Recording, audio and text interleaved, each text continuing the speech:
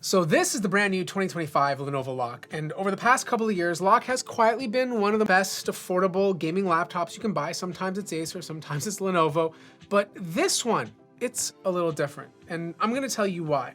But first, we have to start with the design. And instead of going full gamer spaceship, Lenovo kept it simple with this one. It looks a lot like the toned down Legion, clean lines, subtle accents, nothing that screams RGB Dragon, which is kind of smart, because a lot of you are going to be lugging this to class or work, and you don't want a laptop that looks like it wants to destroy your teacher. Or maybe you do, but I'm not here to judge, okay? The chassis is plastic, so no surprise at this price point, but it's put together well and feels solid in the hand. The top lid does have a bit of flex if you push on it, but I've seen way flimsier. The mirrored LOQ lettering is minimal, and there's a tiny Lenovo badge on the left side. Now overall, budget Legion vibes, but in a good way. Weight is about 5.29 pounds without the power brick, so it's not ultra light, but easy enough to kind of carry around in your backpack for long periods of time. Now, I also happen to like the port layout, kind of, because on the right, you do get a USB-C port. This is not USB 4. You have your camera switch, which disables or enables it, combo audio jack, and then a USB-A port. Along the back, you've got even more. You have another USB-A port, HDMI, RJ45 Ethernet, you have your slim power connector port, and then you have another USB-A port. Now the good news is the power brick, which is 245 watts, is surprisingly thin for the wattage that you get. But look, the left side, there's nothing there. There's no ports at all. And like I said, USB-C does not support USB 4. Like, you're literally capped at 10 gigabits a second. So super handy with the port lineup, just not super high bandwidth. But there is a nice touch to the port setup. On the back, you get port labels which are printed at the rear I/O. So when you're reaching around your desk, you can actually see where you're plugging in without doing any yoga. Now I understand it's a small thing, but it's also a quality of life thing. Opening it up with one finger is super easy, and the hinge lets the screen go almost flat. Great if you want to like tuck it under your desktop monitor and use the built-in keyboard and trackpad with your desktop setup. Speaking of the keyboard, genuinely pleasant. Like, it's not going to beat a Legion 7 Pro, nor do I expect it, but the keys are clicky. Travel is good, and you get a full numpad if you live in spreadsheets. The unit has white backlighting, but there is an RGB version if that's your thing. Sticker placement though, it's not a crime scene, but the GeForce and AMD badges could use couples therapy. Now the display on this model is 15.6 inches, 1920 by 1080 aspect ratio, classic 16 by 9. Yes, the big black bezels are there, and color accuracy just happens to be solid, which is great. The gamut is better than you'd expect at this price point, and the brightness and SDR is above average. It also supports G-Sync, which is great for tearing-free gaming. With an RTX 5060 topping out on this chassis, 1080p is honestly the sweet spot. If you want QHD, Lenovo does sell a different panel option. Just make sure to pick the right SKU. Now, unfortunately, biometrics, there's none. Like, there's no fingerprint scanner. There's no IR for Windows Hello using facial recognition. You're logging in with a PIN or password like it's 2018. It's not a deal breaker at this price, but it's worth knowing. Okay, so this is what the 1080p webcam looks like on the Lenovo LOQ. Actually, surprisingly, not bad at all for a more affordable gaming laptop. The noise in the background is the microwave, so either you can't hear it because of noise cancellation or you hear humming. You guys let me know, but yeah, let me know how it looks and how do the microphones sound. But I do have some quick durability notes. There's a little bit of screen flex, like when you're kind of wobbling it around like this. And I would love if the hinges were a tad stiff. Like, the screen is not super wobbly, but it could definitely use a little bit of tuning.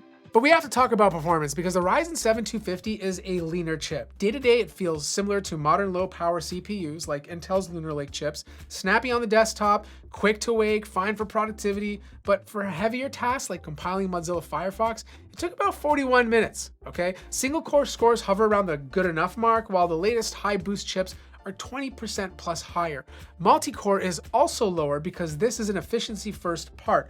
If you do heavy creative work, there are better options out there. The display is fine for editing, but in Premiere Pro with layered timelines, the CPU starts to become the bottleneck. Web browsing, not the fastest rocket in the sky, but you won't notice unless you're benchmarking every tab. Average boost clocks are decent, and the CPU package power tops out around 45 watts under sustained load in this chassis. But the GPU is where things earn its keep. The GeForce RTX 5060 running at 100 watts with a mux switch. Yes, it does require a reboot, has 8 GB of VRAM, and in most games it's a little bit faster than a well-tuned RTX 4060 from last year, so not the biggest upgrade. In 3D Mark's Steel Nomad, we saw a comfortable lead ahead of an RTX 5050 laptop and a step below a 5070, which is what you'd expect. 1080p gaming is lovely, most titles run high ultra at smooth frame rates, and for the heaviest games you tweak a couple of sliders and you're good. The 5060 can keep up at this resolution, that's the point of the build. I honestly don't think you need the QHD version of this laptop unless you're playing a lot of older titles. Now here's the cool part, literally, fan noise on this system is shockingly civilized. Under full load, it stayed under 50 decibels in my testing. Most gaming laptops push well past that and flirt with the 60s. On the flip side, quiet mode doesn't get whisper quiet. It sits around 42 to 43, which is a bit louder than I'd like at idle. Still, for gaming loads, this is one of the quieter machines I've tested. Thermals are insanely good on this laptop. Under sustained load, the chassis stayed around 56 degrees Celsius. Sorry, not the chassis, the CPU, at least at its hottest point. That's ridiculously cool for a gaming laptop and a huge win for comfort. The efficiency-oriented CPU is doing a lot of heavy lifting here. It just doesn't dump heat into the system the way a big watt HX chip would.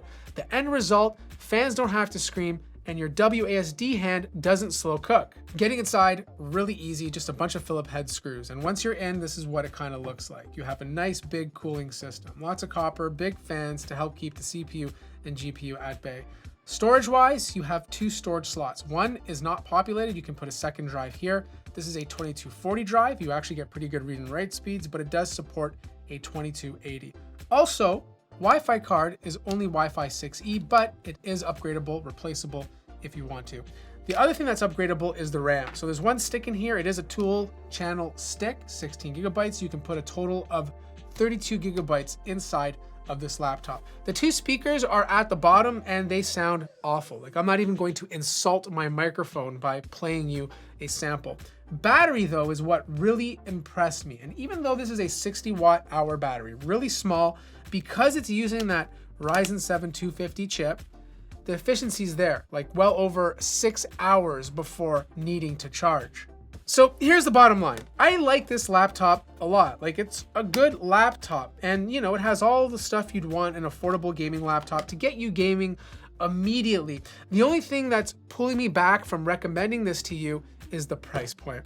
$1299 is ridiculous for this, because for that price point, there are way better laptops available. Like I mentioned earlier, lots of models from last year, but even looking at stuff from this year, like, you can pick up a Gigabyte Aero X16 with an RTX 5060 with double the storage, a QHD display, and double the RAM for $150 cheaper. Or if you pay $100 more, you can buy an Asus Zephyrus G14 with the 5060, a better CPU, and double the storage.